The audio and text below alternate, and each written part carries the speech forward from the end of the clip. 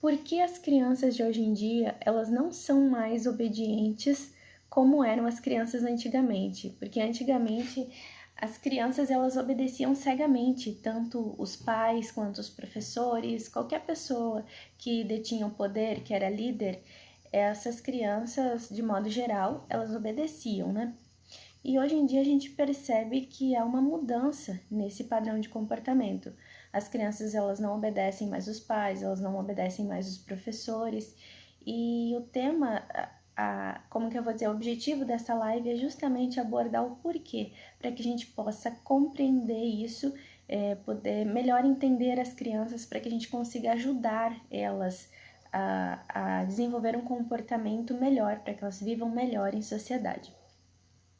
Então, em primeiro lugar, eu vou chamar vocês para entender o que é a obediência. Segundo o dicionário, é a submissão completa, é a sujeição, é a vassalagem. Ou seja, essa criança, ela não tem direito à opinião, ela não tem direito a ter ideias, ela não tem direito a escolhas. Ela simplesmente obedece, ela simplesmente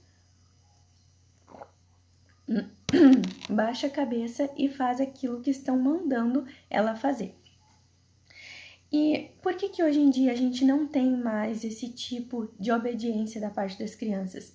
Bom, as crianças, elas aprendem pelo exemplo, elas aprendem o tempo inteiro. E em pesquisas recentes que eu fiz, eu descobri que há estudos que mostram que as crianças, elas começam a aprender desde o útero, desde quando elas estão em formação. E só para vocês terem noção, a partir do momento em que o coração da criança começa a bater, dependendo o modo como a mãe reage no momento que ela descobre a gravidez, o órgão, a formação do órgão do coração, ele pode sofrer modificações por causa disso. Então, um adulto, ele pode ter problemas de coração por causa da reação que a mãe teve quando descobriu que estava grávida da criança. Então, a criança, ela absorve muita informação desde que ela está no útero da mãe. Então, não é uma coisa assim que a criança, ela precisa nascer para começar a absorver informação. Então, vocês imaginam, se a criança, ela absorve informações essas que elas levam para o resto da vida, enquanto estão no útero da mãe, enquanto estão em formação, o que elas não aprendem depois que elas nascem. Uma coisa também que me chamou bastante atenção é, por exemplo, assim, mães que passam por estresse muito grandes durante a gravidez, durante a gestação, elas tendem a criança, ela recebe uma carga tão grande como que eu vou dizer assim, é um pico tão grande de energia que ela pode causar alterações no padrão respiratório e circulatório da criança. Então, tudo do mundo ao redor, ele impacta na vida da criança. Então, vocês imaginam, isso nos faz refletir sobre o mundo em que a gente vive hoje. Por exemplo, qual era o papel da sociedade, da mulher na sociedade em séculos passados e durante outros tempos? A gente sabe, historicamente falando, que as mulheres, elas não tinham muitas oportunidades, elas eram submissas a todos os homens, né, de modo geral, mas a submissão, ela começava dentro de casa. Então, elas eram submissas aos maridos, uma submissão que elas não tinham direito a questionar nada, elas não tinham direito a perguntar nada, elas simplesmente obedeciam. O marido mandava e elas obedeciam. Então, se o marido falasse mais alto, a mulher baixava a cabeça e obedecia. Embora muitas famílias, ainda devido à sua fé, à sua religião, ainda mantenham um padrão em que a mulher é submissa ao marido, mas não é da mesma maneira como era antigamente. Então, se a criança, ela aprende com tudo que está ao redor, ela está aprendendo o tempo inteiro pelo exemplo, ela está absorvendo o tempo inteiro as informações que estão ao redor dela. E então ela não está mais vendo esse exemplo de submissão dentro de casa, ela não está mais vendo o exemplo de submissão quando ela vai para a escola, porque lá na escola as crianças elas são incentivadas a pensar, a questionar, tudo, desde o governo aonde a gente está inserido, né? A gente é incentivado como que eu vou dizer assim, a questionar as decisões das pessoas que estão lá em cima, das pessoas que estão nos liderando. Até, como que eu vou dizer, considerado falta de sabedoria hoje você não questionar as coisas ao seu redor, você simplesmente baixar a cabeça e aceitar tudo que vem, desde do chefe, desde da política, tudo. Em tudo a gente é incentivado a questionar, como que eu vou dizer assim, a se questionar se o que a gente está vivendo é correto, se o que a gente está vivendo, se a gente está recebendo aquilo que a gente merece. Então, as crianças vendo esse exemplo o tempo todo ao redor delas, é natural que elas comecem a se questionar também, né? Outra coisa, eu anotei alguns pontos aqui para mim não esquecer, tá, gente? Então, eu vou, vocês verem eu mexendo aqui no caderno por causa disso, porque às vezes tem tanta coisa pra gente falar e no momento a gente não lembra de tudo. Mas assim, antigamente tinha um tipo de submissão também que hoje em dia a gente não vê mais tanto. Mas assim, a falta de informação antigamente ela causava também um certo tipo de submissão. Por exemplo, dentro do âmbito religioso, as pessoas não tinham acesso à informação como elas têm hoje, mesmo se tratando do guia religioso delas. Tinha lá um líder que dizia para elas o que elas tinham que fazer e as pessoas simplesmente baixavam a cabeça e faziam. Então as crianças assistiam a isso o tempo todo e elas cresciam dentro dessas diretrizes de vida. E a gente aprende a maneira como a gente deve viver nos primeiros anos de vida da gente. Então, baseado em tudo que elas viam ao redor, elas se tornavam submissas em tudo na vida. Então, a esposa se tornava submissa ao marido, o marido se tornava submisso ao patrão, o patrão, por sua vez, se tornava submisso a um governo. E se a gente parar para pensar, isso é ainda mais antigo, porque antigamente nós tínhamos a hierarquia, né? O tempo dos reis, das rainhas, e naquela época não existia democracia. O que existia era um senhor que mandava e as pessoas que obedeciam.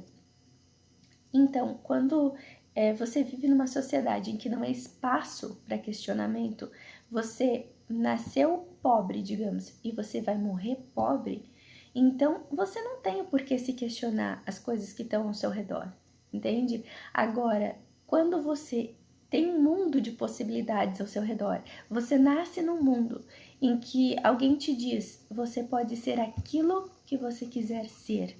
Tudo que você sonha ou você almeja, você pode alcançar. Só depende do teu esforço, só depende do quanto você se dedica a isso.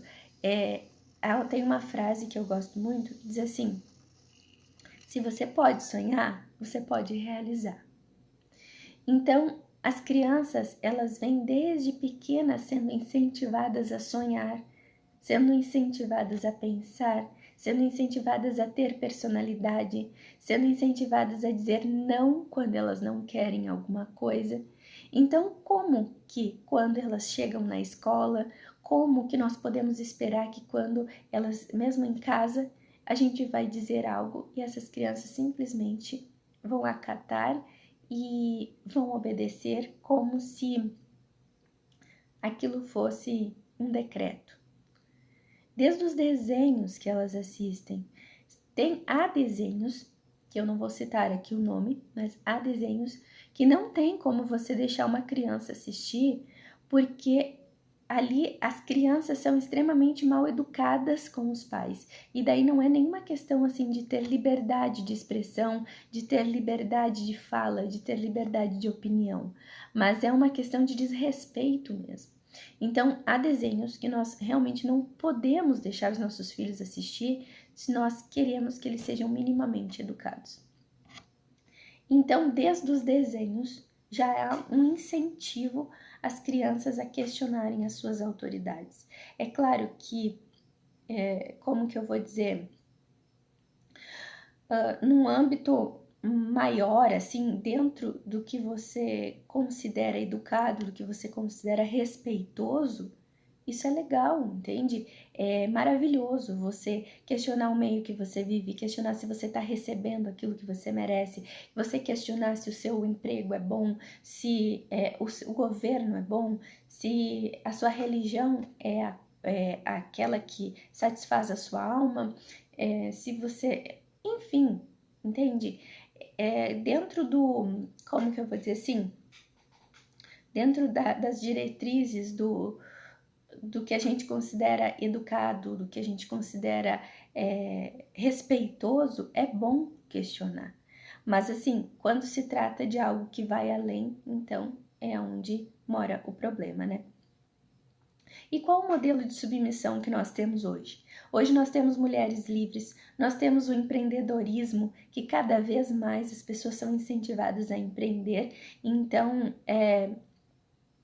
um homem hoje, ele não precisa mais, ou uma mulher, ela não precisa mais ser submissa a um chefe. Se ela não está feliz na empresa em que ela trabalha, se ela não está feliz com o salário que ela ganha, ela tem a opção de ser uma empreendedora e ser dona do próprio salário dela. Da mesma forma ele. Então a gente já não tem mais um modelo de submissão aí, entende? Os protestos políticos que acontecem o tempo todo, a gente está vendo aí um governo em que acontece protestos de todos os lados, mesmo que nas redes sociais. Já tivemos presidente que foi tirado do governo por causa do povo que não aceita certas atitudes mais. Então, a lei, ela já não dá uma soberania mais aos professores. Antigamente, os professores poderiam bater nos alunos, né? O que é errado, claro, a gente sabe que é errado, mas eles detinham um certo poder, uma certa autoridade imposta pelo medo, porque a lei estava do lado deles. Então, muitas vezes, quando os professores não conseguiam controlar os alunos dentro de uma sala de aula, eles pegavam uma régua e dava batia nos dedos das crianças, colocava as crianças de castigo e tinha o mesmo tipo de comportamento que os pais tinham dentro de casa, entende? Porque os pais também castigavam as crianças dessa maneira. Hoje, claro, a gente tem estudos que comprovam que as crianças podem aprender de outro modo, que elas não precisam ser submetidas ao medo, à agressão física ou verbal para elas aprenderem. E que, na verdade, a agressão física ou verbal, ela não traz aprendizado. O que ela traz é o medo. E esse medo, ele gera uma obediência cega. Ele gera uma submissão, uma vassalagem, mas ele não gera como que eu vou dizer assim, uma obediência, uma criança que segue um adulto porque ele admira aquele adulto, entende? Esse tipo de educação, na verdade, ele é mais parecido com... como que é o nome? Quando você leva o seu animal para adestramento. A gente tinha me fugido da palavra. Então, normalmente, esse tipo de educação em que a criança sofre agressões físicas, ela é mais comparável mais facilmente com um tipo de adestramento, onde o animal acaba seguindo o seu dono porque está recebendo algo em troca ou enfim, porque ele tem um comando padrão ali, entende? É mais parecido com isso. Principalmente quando, dentro do modo tradicional de educação, a gente usa a chantagem, a gente usa a coerção. Então, existe outro caminho para a educação de verdade, para uma educação saudável, para uma educação de paz, onde os pais conseguem manter um relacionamento saudável com os filhos. E hoje a gente tem acesso a essas informações. Antigamente, os pais não tinham acesso ao que nós temos hoje. Mas hoje, antigamente eles não tinham ferramentas para lidar com as crianças de maneira diferente. E eles foram ensinados dessa maneira. Mas hoje nós temos opção. Nós temos ferramentas que nós podemos trabalhar com as crianças e ter um melhor resultado e desenvolver um relacionamento saudável com os nossos filhos. As crianças, elas devem ser incentivadas a ter opinião, mas ao mesmo tempo que elas devem aprender sobre limites, ao mesmo tempo que elas devem aprender sobre ter respeito. Mas vocês entendem que se a criança ela aprende pelo exemplo, nós precisamos reinventar a educação, nós precisamos tirar esse conhecimento de que a criança aprende de outras formas, só das pesquisas, e trazer esse modo de educação para o nosso dia a dia, porque o mundo está mudando. Então é necessário que a gente mude também. É necessário que a gente se adapte, porque existe um tipo de obediência, que ele não é essa obediência cega, não é essa obediência de submissão, de vassalagem, que você pode obter da criança, mas aí é um tipo de obediência por admiração. E como que é possível esse tipo de obediência por admiração? Aqui o meu foco no meu Instagram, nas minhas redes sociais, é ajudar os pais a dominar as birras e ensinar limites com amor e respeito, sem agressões físicas. Então, e ajudar esses pais no início da vida da criança, na primeira, na segunda infância. Então, eu vou abordar aqui duas coisas muito importantes para se falar para os pais que têm filhos nessa idade. Por volta dos 3 ou 4 anos, as crianças começam a questionar o porquê obedecer.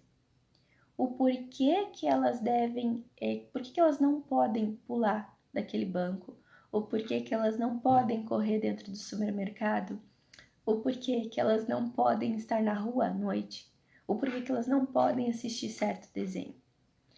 Quando você já tem um relacionamento com essa criança que anteriormente, é muito mais fácil. É claro, é possível que quando chegue por volta dos 3 ou 4 anos e você encontre problemas, você consiga reverter um relacionamento que você teve conturbado com essa criança, que você educou ela à base do medo. É possível reverter, é possível fazer essa reconexão entre pai e filho, só que ela é um pouco mais trabalhosa, né?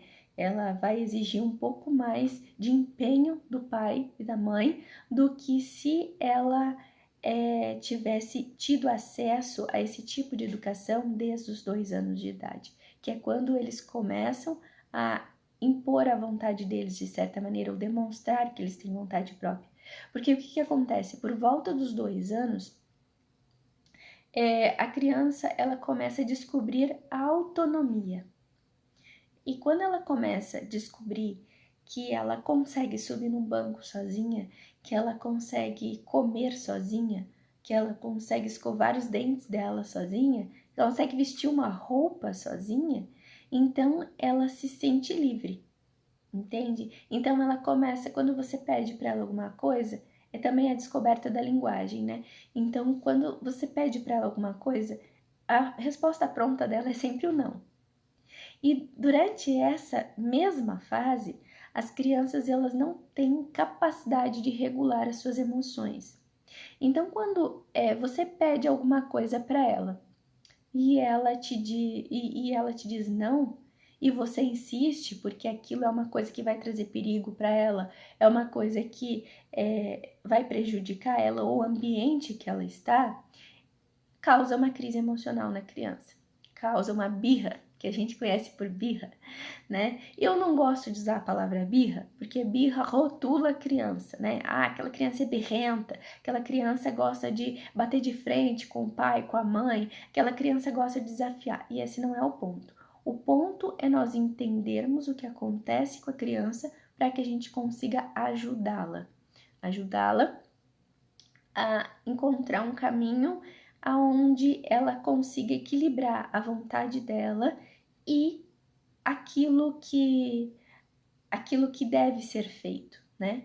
Um caminho, um meio termo para obediência, porque esse caminho de educação respeitosa, você não vai ter uma vassalagem, você não vai ter uma educação, como que eu vou dizer assim, que você diz assim, vai porque eu tô te mandando, e a criança baixa a cabeça e vai. Não é esse tipo de coisa. Nesse tipo de educação respeitosa, na educação respeitosa, melhor dizendo, você ensina a criança a tomar escolhas sábias na vida. Você ensina a criança a pensar, entende? Mas assim, por volta dos 2 anos isso é muito difícil, porque ela está desenvolvendo a linguagem, ela não tem capacidade mental ainda de lidar com as crises emocionais, então é natural, aliás, com as negativas, então é natural que quando você estabeleça um limite, essa criança dê uma leve surtada ali, porque ela não tem capacidade de regulação ainda. Então, qual é o nosso trabalho como pais, como educadores? É a gente acolher essa criança para que ela possa, com o tempo, aprender a regular as emoções dela.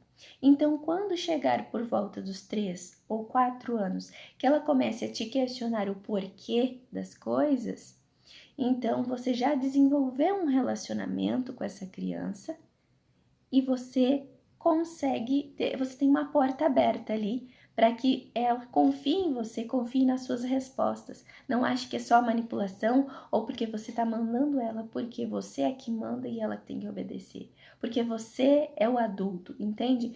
Se você parar para observar, toda vez que você conversa com uma criança e não olha no nível dela, não olha dentro dos olhos dela para conversar, que você olha de cima para baixo, você está numa posição de superioridade. E eu postei um vídeo essa semana falando disso, sobre a posição de superioridade e o quão importante é a gente olhar dentro dos olhos da criança, olhar no nível da criança para conversar com ela. O entendimento vai ser muito melhor. Então, quando você não ocupa essa posição de superioridade na vida da criança, você tem uma porta aberta, você não abriu um precedente de disputa de poder, entende? Então, no momento que você senta para conversar com ela, ela te escuta. Ela escuta o teu porquê das coisas. Então, da próxima vez em que você disser não, que ela não pode pular do banquinho, que ela não pode escalar aquela estante, que ela não pode sair correndo de noite na rua, ela vai pensar que existe um porquê para aquilo. Entende? Que você não está fazendo aquilo só porque você quer mandar nela, porque você quer exercer poder sobre ela. E existe uma coisa chamada liderança. E é uma coisa muito forte. Eu diria que ela é mais forte do que o medo. Porque quando uma criança ela assiste na televisão, hoje em dia no notebook, no celular, enfim, quando ela assiste um desenho e ela vê ali um super-herói, um personagem, e ela pega um lençol da cama e sai fingindo que aquilo ali é uma capa igual do super-herói que ela viu na tela, isso é liderança.